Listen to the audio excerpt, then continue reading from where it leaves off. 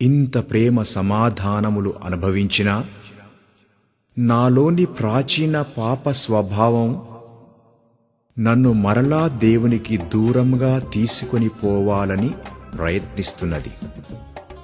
అయితే ఆయనే ఆదుకొని ఆదరించువాడు.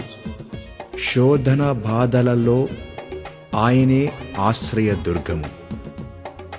ఆయన సిలువే ఆదరణ, జయం.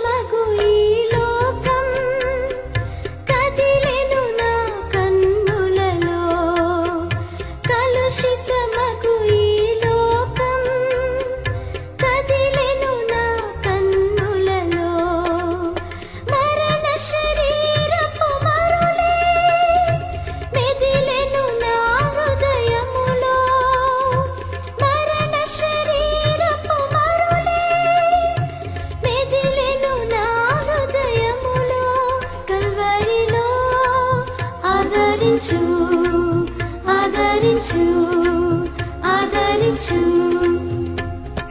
నా ప్రియ యేసు రాజా, ఆదుకొనన్నిప్పుడు శోధనలో వేదనలో నిన్ను వీడి పోనీయకు.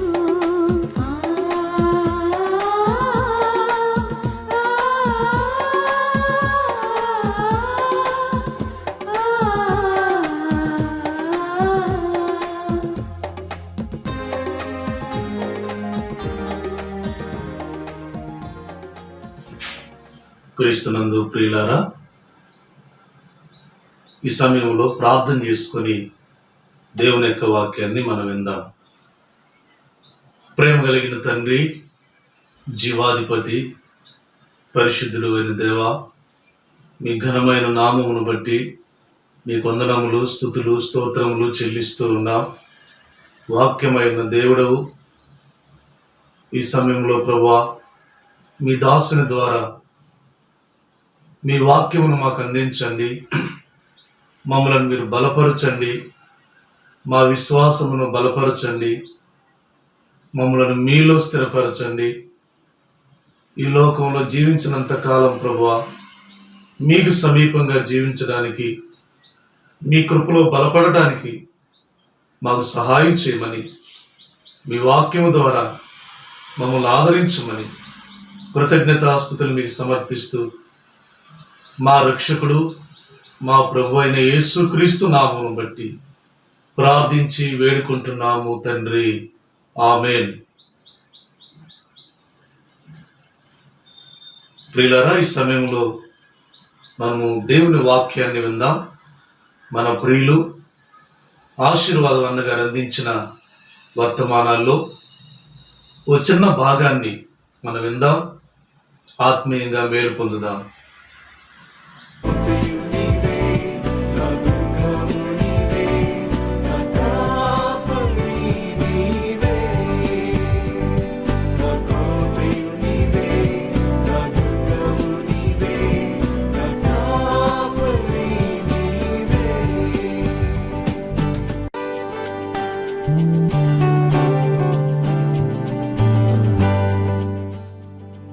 క్రీస్తునందు ప్రియులారా, తిరిగి మరలా దేవుని వాక్యాన్ని వినేదానికి మీరందరూ సుముఖంగా ఉన్నారని నేను నమ్ముతూ ఉన్నాను. వాక్యాన్ని కొంచెం శ్రద్ధతో వినండి. మానవ జీవిత సమస్యలకు నిజమైన పరిష్కారం ప్రభువైన యేసుక్రీస్తులో ఉంది అని చెప్పడమే ఈ కార్యక్రమం యొక్క ఉద్దేశం. మాటలు వినేందుకు మీరు ముందుకు రావాలని, అనేకులను ప్రోత్సహించాలని మనవి చేస్తూ ఉన్నాం. ప్రార్థన. ప్రేమగల తండ్రి, మీకు వందనాలు, స్తోత్రం చెల్లిస్తూ ఉన్నాం. ప్రభువైన యేసుక్రీస్తు మానవ జీవిత సమస్యలకు ఎలాగ జవాబో, ఆయనే ఎందుకు ఆశ్రయమో అన్న సంగతులు కొంతకాలంగా మీరు మా ప్రజలకు వినిపిస్తున్నందుకై మీకు వందనాలు. మాట్లాడుచున్న నా జీవితానికి, వినుచున్న అనేక మంది జీవితాలకు ప్రభువా, వాస్తవిక జీవితంలో మీరు ఎంత ఆశ్రయమై ఉన్నారో, ఎంత ఆదరించారో, ఎంత ధైర్యపరిచారో, ఆ అనుభవాలన్నింటిని బట్టి మీకు వందనాలు, స్తోత్రం చెల్లిస్తున్నాం. ఈ మాటలు వినువారి జీవితాల్లో మీరు ఏమి ఉద్దేశించారో ఆ మేలు వారందరూ పొందినట్లు నీ కనికరము, కటాక్షం మా మీదకి రానిమ్మని యేసు నామమున ప్రార్థిస్తున్నాము తండ్రి, ఆమెన్. పీటరు యొక్క పూర్తి పేరు సైమన్ పీటర్. సైమన్ అంటే ఒరిజినల్గా రెల్లు అని అర్థం. రెల్లు చంచలత్వానికి గుర్తుగా ఉంది. పీటర్ అంటే రాయి అని అర్థం. రాయి స్థిరత్వానికి గుర్తుగా ఉంది. అయితే సైమన్ రెల్లు వంటి చంచలంగా గాలికి ఎగిరే రెల్లు వంటి చంచలత్వము కలిగినటువంటి పేతురు రాయి వంటి స్థిరమైన జీవితానికి ఎలా మార్చబడ్డాడు? అవి ఆలోచిస్తూ ఉండగా మన జీవితాల్లో కూడా చంచలత్వంతో, అస్థిరత్వంతో దేవుడేమిటో మనం ఎరిగి కూడా సరిగ్గా ఆయనలో జీవించలేనటువంటి మన అస్థిర జీవితం దేవుని కృపచేత ఎలా స్థిరపరచబడుతుందో అది మనం తెలుసుకొని ఒక నూతనమైనటువంటి బలాన్ని పొందుకొని ముందున్న జీవితం కొరకై మనల్ని మనం సిద్ధపరచుకుందాం. మరొకసారి జ్ఞాపకం చేస్తాను. Simon Peter. సైమన్ అంటే రెల్లు, చంచలత్వం. పీటర్ అంటే రాయి, స్థిరత్వం. రెల్లు అని చెప్పడానికి కొన్ని కారణాలు అతని జీవితంలో బహు స్పష్టంగా మనం చూడగలం. మొదటి కారణం ఏమిటంటే యేసు ప్రభు అంటే చాలా ఇష్టం. అన్నా కయప, ప్రధాన యాజకుడైనటువంటి అన్నా కయప దగ్గరికి యేసు ప్రభువుని తీర్పరిగా తీసుకుని వెళుతున్నటువంటి ఆ నేపథ్యంలో పేతురు కూడా యేసు ప్రభువుని వెంబడించాడు. అయితే గమనించదగిన మాట ఏమిటంటే దూరము నుండి వెంబడించి, అది మొదటి విషయం. పేతురు వెంబడించాడు, కానీ దూరము నుండి వెంబడించి, ఫాలోయింగ్ ఇన్ డిస్టెన్స్. చాలామంది నేటి దినాన విశ్వాసులు, ప్రభువును కలిగినటువంటి వారు వెంబడిస్తున్నారు, కానీ యేసు ప్రభువుకు దూరంగా ఉండి వెంబడిస్తున్నారు. యేసు ప్రభు యొక్క లెక్కల్లో వెంబడించడం అంటే ఆయన అడుగు జాడల్లో నడవడం, ఆయనకి దగ్గరగా నడవడం, ఆయన ఏ శ్రమ పొందాడో ఆ శ్రమ పొందడం, ఏ కష్టం పొందాడో ఆ కష్టం పొందడం. అయితే ఇక్కడ పీటర్ లైఫ్ను మనం చూసినప్పుడు యేసు ప్రభు అంటే చాలా ఇష్టం. యేసు ప్రభువును వదిలిపెట్టడం ఆయనకి ఇష్టం లేదు. యేసు ప్రభు అంటే ఇష్టమే, కానీ క్లోజ్గా ఆయనకి దగ్గరగా గనక ఉంటే యేసు ప్రభువుకి ఏ తీర్పు వస్తుందో ఆ తీర్పు వస్తుందని దూరంగా వెంబడించాడు. కాబట్టి పీటర్లో ఏముందంటే చాలా భయం ఉంది. యేసు ప్రభు కావాలి, తనకేం కాకూడదు. యేసు ప్రభు కావాలి, తనేమి నష్టపోకూడదు, శ్రమ పడకూడదు. అందుకే పేతురులో ఉన్నటువంటి ఒకటేంటంటే fear of death and fear of suffering. తన జీవితంలో ఆయన మరణం అంటే భయపడ్డాడు, శ్రమ అంటే భయపడ్డాడు. అందుకే మత్తయి సువార్త 26వ అధ్యాయము 58వ వచనములో పేతురు ప్రధాన యాజకుని ఇంటి ముంగిట వరకు ఆయనను దూరము నుండి వెంబడించి లోపలికి పోయి దీని అంతమేమోనో చూడవల్లని బంట్రవుతులతో కూడా కూర్చుండెను. పేతురులో ఉన్నటువంటి సమస్య అది. దూరము నుండి వెంబడించాడు. మన జీవితాల్లో కూడా దూరము నుండి వెంబడించడానికి కారణాలు బహుశా మొదటిది ఇదై ఉంటుంది అనుకుంటున్నాను నేను ఖచ్చితంగా. Fear of death and fear of suffering. ఆ మాటలు ఎందుకు అంటున్నానంటే, మరణాన్ని గురించి, శ్రమను గురించిన భయం ఆయన జీవితంలో ఎందుకుందంటే, చూడండి వాక్యం 70వ వచనం. అందుకతడు నేను ఉండలేదు, నీవు చెప్పు సంగతి నాకు తెలియదని అందరి ఎదుట అనెను. 72వ వచనం. అతడు ఒట్టు పెట్టుకొని నేను ఉండలేదు, ఆ మనిషి నేను ఎరుగని మరలా చెప్పాను. 74వ వచనం. అందుకతడు ఆ మనిషిని నేను ఎరుగునని చెప్పి శపించుకొనుటకు ఒట్టు పెట్టుకొనుటకు మొదలుపెట్టాను. ఏంటిదంతా? అసలు నేను ఎరుగను, ఆయన్ని నేను చూడలేదు, నేను ఎరగననే పాదాలు ఎందుకు వాడాడంటే, పీటరు ప్రధాన యాజకుని ముంగిటి దగ్గరకు వెళ్ళాడు. అయితే జడ్జిమెంట్కు భయపడి ఆయన్ని చేసినట్టే నన్ను కూడా చేస్తా భయపడిపోయి వాకిట్లో ఉన్నాడు. అక్కడ ఒక చలిమంట వేసుకొని వాళ్ళందరూ కూడా కొంతమంది బంట్రౌతులు ఉన్నారు. వాళ్ళ దగ్గరికి వెళ్ళి కూర్చున్నాడు. కూర్చుంటే ఒక చిన్నది అడిగింది అన్నమాట. నువ్వు వానిలో ఒకడు కాదా అన్నప్పుడు 3 సార్లు అడిగితే 3 సార్లు కూడా అబద్ధం చెప్పాడు. అందుకే పీటరు 3వసారి అబద్ధం చెప్పిన తర్వాత తన తప్పు తాను తెలుసుకుంటాడు. అది వేరే సంగతి. ఎందుకు ఇతను అబద్ధం చెప్పాడు అంటే, శ్రమకు భయపడ్డాడు, మరణానికి భయపడ్డాడు. చంచలత్వం ఉంది ఈయనలో. యేసు ప్రభు కావాలి, శ్రమ పడకూడదు. యేసు ప్రభు కావాలి, మరణం రాకూడదు. యేసు ప్రభు కావాలి, ఎవరు మనల్ని తక్కువగా చూడకూడదు. No, it is very difficult in Christian life without suffering for the sake of Christ. యేసుక్రీస్తు కొరకు శ్రమపడే మనసు లేకుండా, లేక శ్రమ పడకుండా క్రైస్తవ జీవితం అనేది అసాధ్యం. పేతురు జీవితంలో అస్థిరత్వానికి గుర్తు ఇది మనం చూస్తున్నాం. వెంబడిస్తున్నాడు కానీ దూరము నుండి వెంబడిస్తున్నాడు. కారణం మరణ భయం, శ్రమను గూర్చిన భయం. నా జీవితంలో కూడా అటువంటి చంచలత్వం ఉందేమో పరీక్షించుకోవాలి. ఇంకా ఎన్నో విషయాలు మనం చూస్తాం. మార్కు సువార్త 14వ అధ్యాయంలో ఈ మాట చూస్తున్నాం. 29వ వచనం. అందుకు పేతురు అందరూ అభ్యంతరపడినను నేను అభ్యంతరపడనని ఆయనతో చెప్పగా. పేతురులో ఉన్న రెండవ సమస్య ఏంటంటే, ఎవరు అభ్యంతరపడినా నేను అభ్యంతరపడను అన్నాడు. నేను అభ్యంతరపడను అన్నాడు. దీనికి ఏమనుకోవచ్చు అంటే, మనం సెల్ఫ్ డిపెండెంట్. పీటర్ లైఫ్లో సెల్ఫ్ డిపెండెన్స్ ఉంది. నేను అభ్యంతరపడను అంటున్నాడు. నేను చాలామంది నేను నిలబడతా, నేనేం గాను, నేనంటే ఏమనుకున్నావు, నేను కాబట్టి, నేనెంత ఆత్మీయత ఉందో, ఎంత ప్రార్థన ఉందో, నేను అభ్యంతరపడను అంటున్నాడు. స్నేహితులారా, బహుశా మన జీవితాల్లో నేను అనేది దేవుని శక్తిని ఆధారం చేసుకోకుండా సెల్ఫ్ని ఆధారం చేసుకుని పడిపోయే కోణంలోకి అపవాది మనల్ని తీసుకుని వెళుతున్నాడేమో జాగ్రత్తగా చూసుకోవాలి. కనుక నేను అభ్యంతరపడను అన్నాడు, కానీ అభ్యంతరపడ్డాడు. చాలాసార్లు మన సెల్ఫ్ మీద, మన శక్తి, మన ప్రార్థనా జీవితం, మనకున్న అనుభవం, వీటి మీద మనం ఆధారపడి నేనేం గాను అనుకుంటారు. నేనేం కాను అనుకున్నవాడే 100 సార్లు పడిపోతాడు. జాగ్రత్త. నేను అనే ఫీలింగ్ చాలా భయంకరమైంది, ప్రమాదకరమైంది. నేను అభ్యంతరపడిన అన్నాడు, వెంటనే అభ్యంతరపడ్డాడు. తర్వాత ఆయనలో ఉన్నటువంటి 3వ విషయం ఏమిటంటే, 30వ వచనం. యేసు అతన్ని చూచి, నేటి రాత్రి కోడి 2 మార్లు కూయక మునిపే నీవు నన్ను ఎరుగనని 3 మారు చెప్పేదవని నీతో చెప్పుచున్నాను నేను. మార్కు సువార్త 14:31. అతడు మరి ఖండితముగా, నేను నీతో కూడా చావవలసి వచ్చినను నిన్ను ఎరుగునని చెప్పను నేను. గమనించండి ఎంత భయంకరం.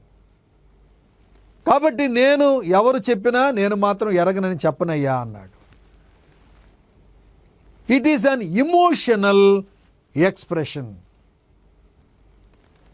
యేసుక్రీస్తుని వెంబడించడం అనేది we have to count the cost. అందుకే లూకాసు వార్త 14వ అధ్యాయంలో ప్రభువైన యేసుక్రీస్తు ఒక చక్కని ఉదాహరణ చెప్పాడు. ఒకడు గోపురము కట్టను ఉద్దేశించినప్పుడు వాడు కూర్చుండి తగులబడి లెక్క వేసుకుంటాడు కదా, ఎంత ఇది కట్టగలనా లేదా. Following Christ is counting the cost. Yesu ప్రభువుని వెంబడించడం అనేటువంటిది వెలను గురించి లెక్క వేసుకోవాల్సిన అవసరత ఉంది. కౌంటింగ్ ద కాస్ట్, అది మన జీవితంలో ఎప్పుడూ మర్చిపోకూడదు.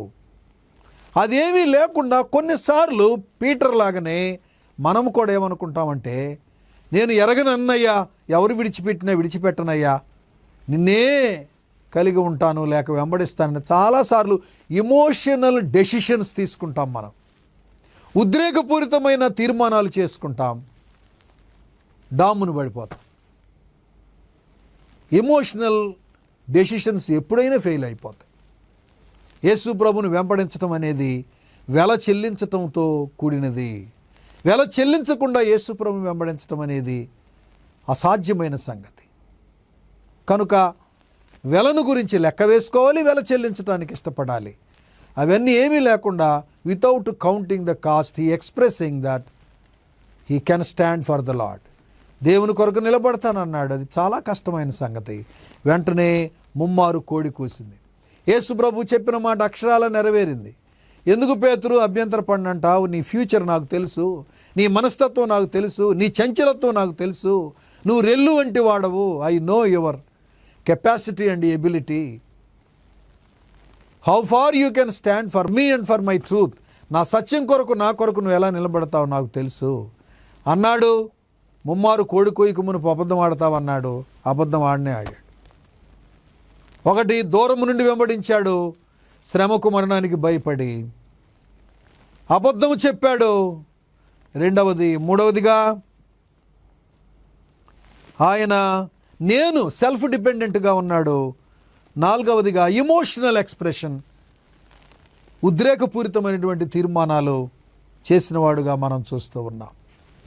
అంతేకాదు ప్రియులారా, ఎన్నో రకాలుగా ఆయన తనను గురించి తాను నేనేం కాను అనేటువంటి భరోసా, తనను గురించి తాను భరోసాగా చెప్పుకోవడం మనం చూసాం. అయితే కిందకు వచ్చేటప్పటికి ఫస్ట్లో మనం అనుకున్నాం ఆయన ఓడిపోయిన వాడుగా మనం చూస్తున్నాం. మత్తయి సువార్త 26వ అధ్యాయంలోకి మనం వస్తే 74వ వచనం ఇలా వ్రాయబడింది. అందుకతడు ఆ మనుష్యుని నేను ఎరుగునని చెప్పి శపించుకొనుటకు ఒట్టు పెట్టుకున్నటకు మొదలుపెట్టెను. వెంటనే కోడి కూసెను. కనుక కోడి కూయక మునుపు నీవు నన్ను ఎరుగనని ముమ్మారు చెప్పేదవని యేసు తనతో అనిన మాట పేతురు జ్ఞాపకమునకు తెచ్చుకొని వెలుపలికి పోయి సంతాపపడి ఏడ్చెను. యేసు ప్రభు చెప్పిన మాట తన జీవితంలో నెరవేరింది. Simon, half of the life చంచలత్వంతోనే జరిగిపోయింది తన జీవితం అంతా. అనుకున్నట్టు నిలబడలేకపోయాడు, అనుకున్నట్టు పవిత్రంగా ఉండలేకపోయాడు, అబద్ధం చెప్పాడు, భయపడిపోయాడు, నేను కాదన్నాడు, ఆయన నాకు తెలియదు అన్నాడు, ఉద్రేకపూరితుడైపోయాడు, సెల్ఫ్ డిపెండెంట్, నేనేం కానన్నాడు. బహు చంచలత్వంతో జీవించిన పీటరు ఇదిగో పశ్చాత్తాపం తన జీవితంలో ప్రారంభమైంది.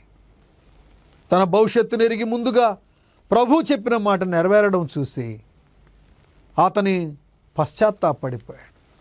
ఇంత గొప్పగా నా సంగతి చెప్పిన ఇటువంటి గొప్ప ప్రభువు నేను ఎక్కడ చూడలేదు అన్నట్లుగా, ఓ బహుశా పీటర్ నువ్వేనా నన్ను ఎరుగునని చెప్తుంది, నువ్వేనా 5 రొట్టెలు 2 చేపలు 5,000 మందికి పంచినప్పుడు కనులారా చూసిన నువ్వేనా, తుఫానును గద్దించి నిమ్మలపరిచినప్పుడు ఆ పడవలో దైవశక్తిని నా దగ్గర అనుభవించిన నువ్వేనా పీటర్, నువ్వేనా నేను ఎరుగునని చెబుతున్నావు నన్ను గురించి అన్నట్లుగా బహుశా ప్రభు తన వైపు చూడగా ఆ ప్రభు యొక్క చూపు అతని జీవితంలో ఎక్కడ లేని పశ్చాత్తాపాన్ని కలుగు చేసింది.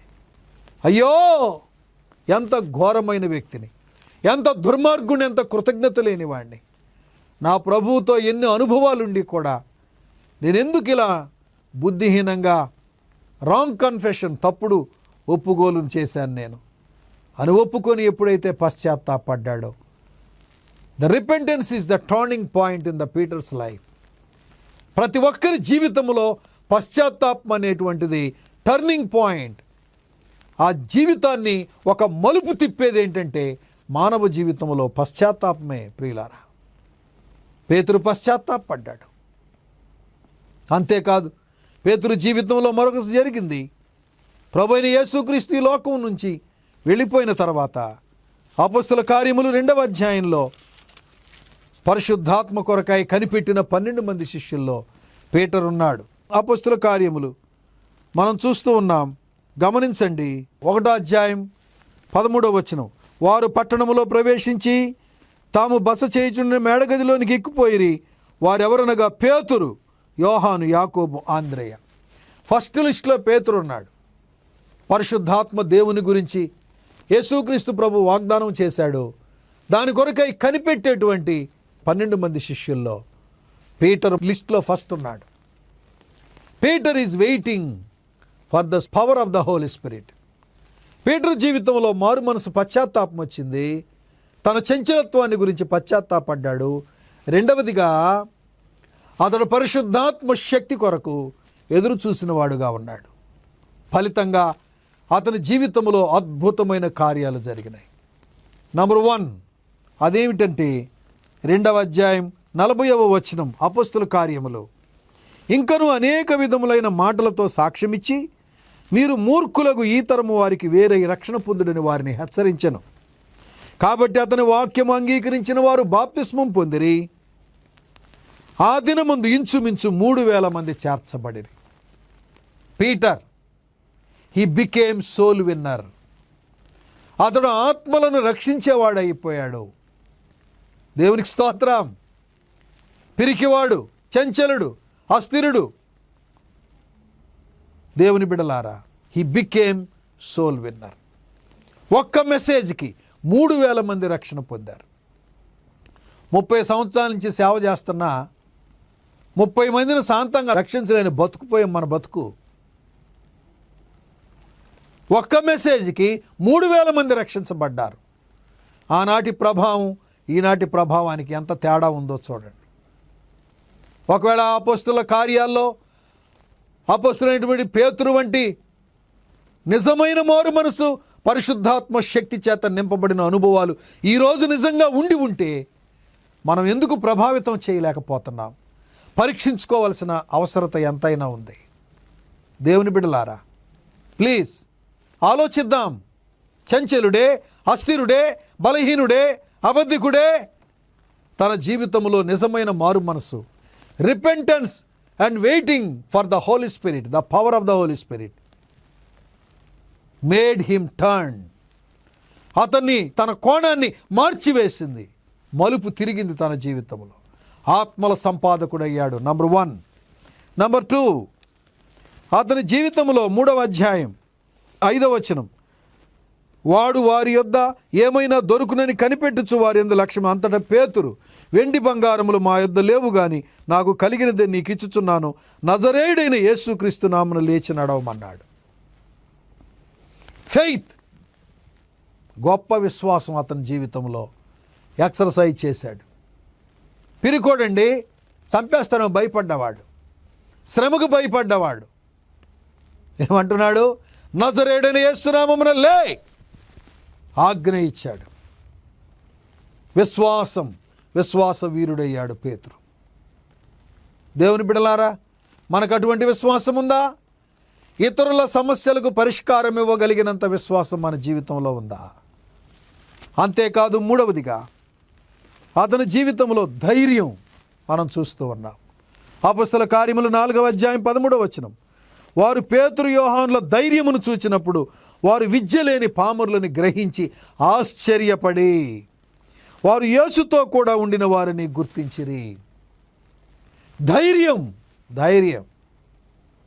స్నేహితులారా, పిరికోడు ధైర్యవంతుడైపోయాడు, బలహీనుడు బలవంతుడైపోయాడు, చంచలుడు ఇప్పుడు అంటున్నాడు 4వ అధ్యాయం అపొస్తలుల కార్యములు 20వ వచనములో, మేము కన్న వాటిని విన్న వాటిని చెప్పక ఉండలేము అని వారికి ఉత్తరం ఇచ్చిరి.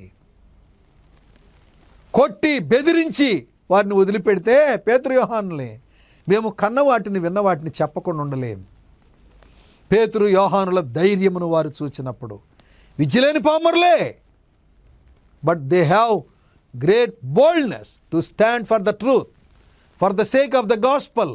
సువార్త నిమిత్తము ధైర్యము కలిగిన వాడయ్యాడు. ఆ చిన్నది అడిగితే వారిలో ఒకడవు కదా అంటే, అబ్బే నాకేం తెలుసు అన్నాడు. గందరగోళం అయిపోయాడు, అబద్ధాలు చెప్పాడు, ఒట్టు పెట్టుకున్నాడు, అమ్మతోడు అబ్బతోడు అన్నాడు. ఈరోజు అంటున్నాడు, నేను చెప్పకుండా ఉండలేను అంటున్నాడు. ధైర్యం అతని జీవితంలో. స్నేహితులారా, మూడవది, ఆయన జీవితంలో నుండి దైవ భయము ప్రజల్లోకి వెళ్ళిపోయింది. 5వ అధ్యాయం అపొస్తలుల కార్యములు 11వ వచనం, సంఘమంతటికిని ఈ సంగతులు వినిన వారందరికీ మిగుల భయము కలిగెను. ఆ రోజుల్లో ఒక సిస్టం పెట్టుకున్నారు. అపొస్తలులందరూ కూడా వారి వారి ఆస్తులను అమ్మి అపొస్తలుల పాదముల యొద్ద పెట్టాలి, విశ్వాసులందరూ. అలా పెడుతూ వచ్చారు. కానీ అననీయ సప్పిరా అనే కుటుంబం మాత్రం అబద్ధం చెప్పారు. పొలం అమ్ముకొని సగం అమ్మి సగం తీసుకొచ్చి, ఇంతకేనా అని పేతురు అడిగినప్పుడు ఇంతకేనే అబద్ధం చెప్పారు. మీరెందుకు పరిశుద్ధాత్మను దుఃఖపరుస్తున్నారు అన్నారు. నిలువున భార్య భర్తలు ఒక్కొక్కరు ఒక్కొక్క టైంలో నిలువున చనిపోయారు. అప్పుడు సంఘమంతటికి భయము కలిగింది. సంఘమంతటికి భయం. అప్పుడు చంచలుడుగా ఉన్నప్పుడు పేతురు భయపడ్డాడు. ఇప్పుడు పేతురు యొక్క మాటలకు, పేతురు యొక్క జీవితానికి సంఘము భయపడింది. స్నేహితులారా, అటువంటి వారు ఈనాడు సొసైటీకి కావాలి. నువ్వంటే, నీ మాటలంటే, నీ బ్రతుకంటే, మన జీవితాలంటే సంఘం భయపడుతుందా? ఈయన దైవజనుడు, ఈయనలో పరిశుద్ధాత్మ దేవుడు ఉన్నాడు, ఈయన ఏ మాట చెప్పునో ఆ మాట నెరవేరుతుంది. We need to fear God servant అనేటువంటి భయం మన బ్రతుకులను చూస్తున్నప్పుడు సొసైటీకి ఉందా? ప్రసంగాలు ఉన్నాయి, మర్మాలు చెబుతున్నాం, చర్మాలు తీసే మర్మాలు చెబుతూ ఉన్నాం. ఏమండి, ఎన్నో సంగతులు, లోతైన సంగతులు చెప్తున్నాం. కానీ మన జీవితం వలన, మన ప్రసంగాల వలన ఎవడైనా భయపడుతున్నట్టు ఉందా మన బ్రతుకుల్లో? మనకు ప్రసంగాలు ఉన్నాయి, మాటలు ఉన్నాయి, కానీ ప్రభావం లేదు మన బ్రతుకులో. ఎక్కడో సమస్య ఉంది మన జీవితంలో. విశ్వాసి, దైవజనుడా, ఎక్కడో సమస్య ఉంది మన జీవితంలో. We need check it. ఆ రోజు సంఘం అంతటికి భయము కలిగింది. ఈ రోజున నువ్వు మాట్లాడితే మనుషులకు భయం లేదు, ఎగతాళి అయిపోయింది, చెబతాళ్ళారా అన్నట్లుగా అయిపోయింది మన బ్రతుకు. విశ్వాసి అయినా దైవ సేవకులైనా we need to check on our part. ఎవరి సంగతి వాళ్ళు ఆలోచించుకోవడం మంచిది. అటువంటి భయం సంఘానికి, సమాజానికి కలుగజేసే రీతిగా మన మాటలున్నాయా? పరిశుద్ధాత్మ యొక్క శక్తి మనల్ని నింపుతున్నాడా? 5వదిగా, చివరిదిగా, అపొస్తలుల కార్యములు 5వ అధ్యాయం 15వ వచనం, అందుచేత పేతురు వచ్చుచుండగా జనులు రోగులను వీధులలోనికి తెచ్చి వారిలో ఎవని మీదైనను అతని నీడైనను పడవలనని మంచముల మీదను పరుపుల మీదను వారిని ఉంచిరి. అయితే ఆయన నీడ పడిన వారందరూ కూడా స్వస్థ పొందారు. ఇదేంటో తెలుసా? మన ప్రభు అయిన యేసుక్రీస్తు ఉన్న కాలంలో శిష్యులతో ఒక మాట చెప్పాడు. ఏంటంటే, నా యందు విశ్వాసం ఉంచువాడు నాకంటే గొప్ప కార్యాలు చేస్తాడని చెప్పాడు. అక్షరాల సున్నైన పొల్లైన తప్పిపోకుండా పీటర్ జీవితంలో అది మనం చూస్తూ ఉన్నాం. నాకంటే గొప్ప కార్యాలు. యేసు ప్రభు ఉన్న కాలంలో వస్త్రపు చెంగు ముట్టిందాకా వస్త్రపు చెంగు ముట్టారు యేసు ప్రభు కాలంలో.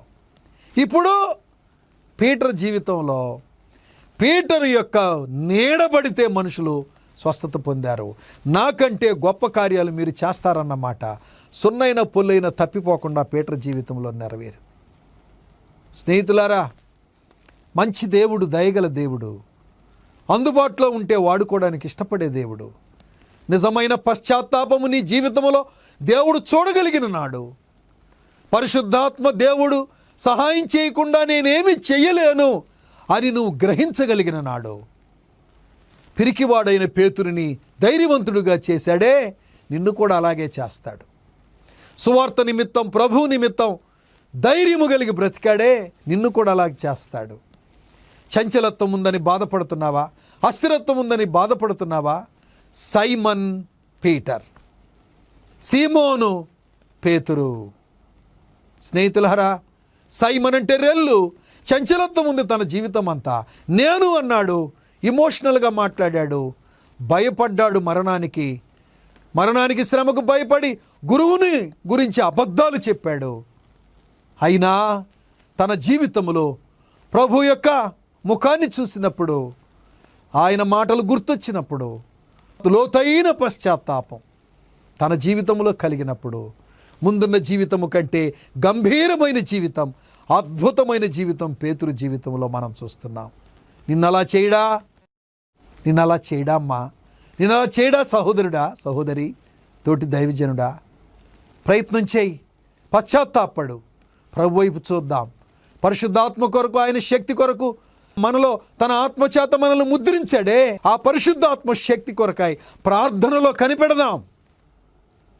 Let us revive our self. ఆది అపొస్తలుల కాలములో ఉన్నటువంటి ఆ దైవ భయం సమాజానికి, సంఘానికి కలుగునట్లుగా సరైన బ్రతుకుదాం, పశ్చాత్తాపడదాం, ప్రార్థనలో పరిశుద్ధాత్మ శక్తిని పొందుకుందాం, చంచలత్వం స్థిరమైన బుద్ధిగా జీవితంగా మార్చుకుందాం. దేవుడు నిన్ను ఒక సాధనంగా చేయడానికి ఇష్టపడుతున్నాడు. నీకు ఇష్టమైతే పేతురు వంటి జీవితం, పశ్చాత్తాపానికి మనం తలలు వంచి ప్రార్థన చేసుకుందాం. మా ప్రేమ కలిగిన పరలోకపు తండ్రి, మీకు వందనాలు. ఈ మాటలు మీ చిత్తానుసారముగా ఫలింపులోకి తీసుకొని రండి. చంచలుడు, అస్థిరుడు, రెల్లు వంటి బ్రతుకు కలిగిన పీటర్ని స్థిరమైన వ్యక్తిగా, ధైర్యశాలిగా, ఆత్మలను రక్షించే గొప్ప సంపాదకుడుగా, అద్భుతమైన వ్యక్తిగా మార్చిన నీ చేతులకు మమ్మలను అప్పగించుకుంటూ, నిజంగా అలా చేయండి ప్రభు అని ఆశతో ఎదురు చూస్తున్న ప్రతి వ్యక్తిని మీ చేతులకే అప్పగించుకుంటూ, యేసుక్రీస్తు శ్రేష్టమైన నామములో ప్రార్థించి వేడుకొనుచున్నాము తండ్రి. ఆమేన్, ఆమేన్. God bless you. దేవుడు దీవించు.